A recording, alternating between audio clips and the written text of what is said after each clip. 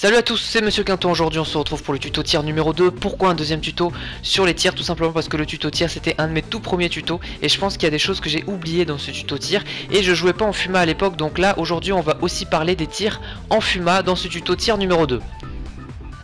Alors avant d'entrer dans le vif du sujet, on va s'intéresser aux bases des frappes dans PES et ça peut s'appliquer même au football. Donc déjà ce qui est important, c'est la position du corps de votre tireur par rapport au ballon et par rapport au joueur. Donc ça c'est super bien fait dans PES, c'est-à-dire que si votre joueur il est pas très bien placé par rapport au but et au ballon, il va rater sa frappe. Donc ici on voit bien que Zlatan il est pas bien placé par rapport au cage, il est pas dans les meilleures dispositions pour réussir sa frappe parce qu'il fait pas face au cage en fait. Et donc du coup il va frapper, mais bon la frappe elle est ratée, elle est même pas cadré. Donc ce qui est aussi important c'est l'élan.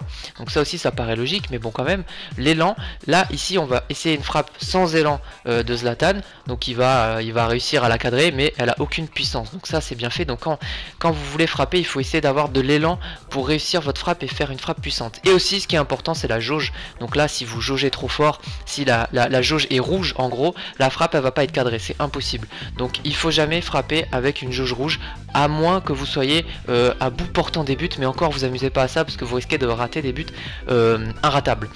Au niveau des caractéristiques, ça aussi c'est important, finition. Donc ça, finition c'est tout simplement l'ancienne capacité précision tir. Effet, ça c'est pour surtout réussir les frappes R2 carré, on va le voir tout de suite après. Et puissance de tir, donc bien sûr plus la note est élevée, plus la frappe va être puissante. Précision de pied faible, vous voyez qu'ici Zlatan il a une note très importante, ce qui veut dire qu'il va souvent utiliser son pied parce qu'il a une note aussi en fréquence qui est bonne et il va être plutôt précis. Et là c'est les techniques de joueur, donc tir lointain c'est pour réussir vos frappes lointaines, frappe du coup de pied, ça c'est une capacité très importante parce que ça donne beaucoup de puissance à la frappe. Tir acrobatique, c'est par exemple si votre joueur il est en déséquilibre, il va réussir à faire un tir en taclant par exemple. Tir première intention, voilà, ça c'est pour frapper sans contrôle. Effet extérieur, voilà, votre joueur il va mettre un effet, il va la tirer un petit peu de l'extérieur du pied, un petit peu beaucoup même. Trajectoire courbe, alors là si votre joueur il a cette trajectoire courbe et vous faites R2 carré, ça arrive vraiment de rentrer, il y a de grandes chances que ça rentre. Allez, on va s'intéresser aux différents tirs. Alors on va commencer par le tir classique, celui-là tout le monde le connaît. Vous appuyez sur carré tout simplement, bon ça j'espère que je vous apprends rien quand même. Donc au niveau du joystick, il suffit juste de le diriger vers le bas et il n'y a pas besoin d'être précis, hein. Vous dirigez votre joystick vers le bas, même si c'est un peu à droite ou un peu à gauche, peu importe, il suffit de le diriger vers le bas et votre frappe va partir sur votre droite et donc sur la gauche du gardien. Voilà, il n'y a rien de compliqué en futo, c'est vraiment très très simple, il n'y a vraiment pas besoin d'être précis parce qu'on va le voir tout de suite après qu'en FUMA c'est pas du tout la même mayonnaise, la même béarnaise je dirais même. Pour tirer sur votre gauche, bah, vous dirigez votre joystick pardon, vers le haut et là la frappe va partir sur votre gauche et donc sur la droite du gardien. Ce qui va déterminer si votre frappe va être réussie ou pas, comme je vous l'ai dit, c'est la position du joueur, c'est s'il y a un défenseur sur vous, c'est les caractéristiques du joueur bien sûr, c'est le gardien qui est en face, d'accord, et c'est la puissance que vous avez donnée au ballon. Regardez ici, là je fais une frappe de mémé, donc c'est normal, elle a aucune puissance, c'était pas une frappe qui était adaptée à la situation disons, parce que des frappes peu puissante, ça peut être bien dans les duels.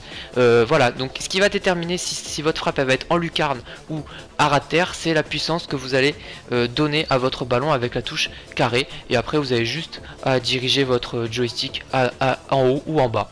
Il n'y a rien de compliqué, c'est même un peu trop simple à mon goût. Donc les tirs enroulés, là aussi je pense que vous maîtrisez, il n'y a pas de souci. Et puis bon, vous avez vu j'espère le tuto tir 1, donc vous appuyez sur carré et R2, il n'y a pas de changement par rapport à l'année dernière, les frappes rentrent toujours aussi souvent, peut-être un tout petit peu moins souvent et encore j'ai un doute. Donc vous appuyez sur R2 et carré et là votre joueur va brosser votre ballon et va enrouler sa frappe.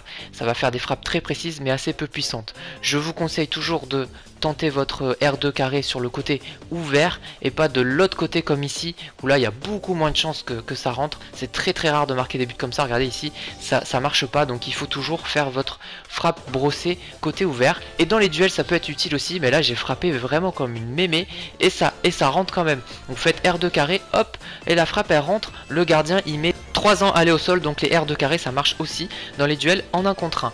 Le tir flottant ou le célèbre knuckle shot.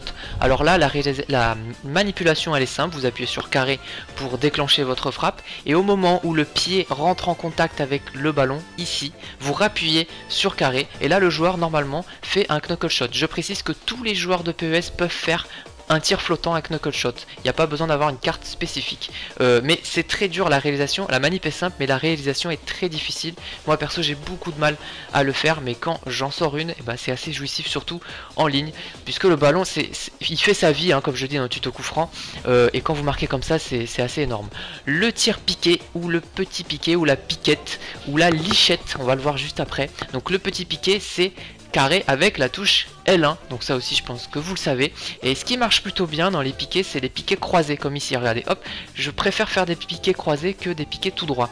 Et sinon, si vous n'êtes pas sûr de vous, vous faites une lichette comme j'appelle ça, et là vous faites L1 et rond, pas carré, donc la touche pour faire la passe longue, et là ça rentre aussi, et c'est même plus efficace, regardez encore ici une petite lichette, c'est même plus efficace que le piquet normal, pour vous dire. Alors le tir en fuma, aïe aïe aïe, le tir en fuma c'est beaucoup plus compliqué parce que juste avant les tirs que je vous ai présentés dans le tuto, vous n'avez pas forcément besoin de moi, c'est très simple à frapper, surtout dans PES 2016. Par contre les tirs en fuma c'est beaucoup plus compliqué, pourquoi?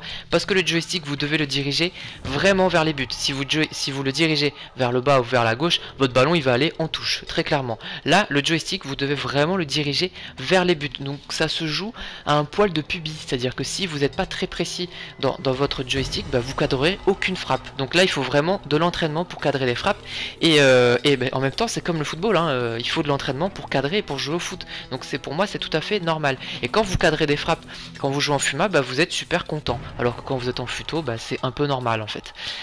Voilà, donc au niveau des tirs en fuma, il y a beaucoup de joueurs qui me demandent comment on fait des tirs en fuma à ras de terre. Finalement c'est pas très compliqué, la jauge vous la touchez à peine et ça fera un tir à ras de terre, ou alors si vous voulez pas vous casser la tête, il y a encore plus simple, vous appuyez sur croix et vous faites une passe et ça rentre. Et oui, et oui.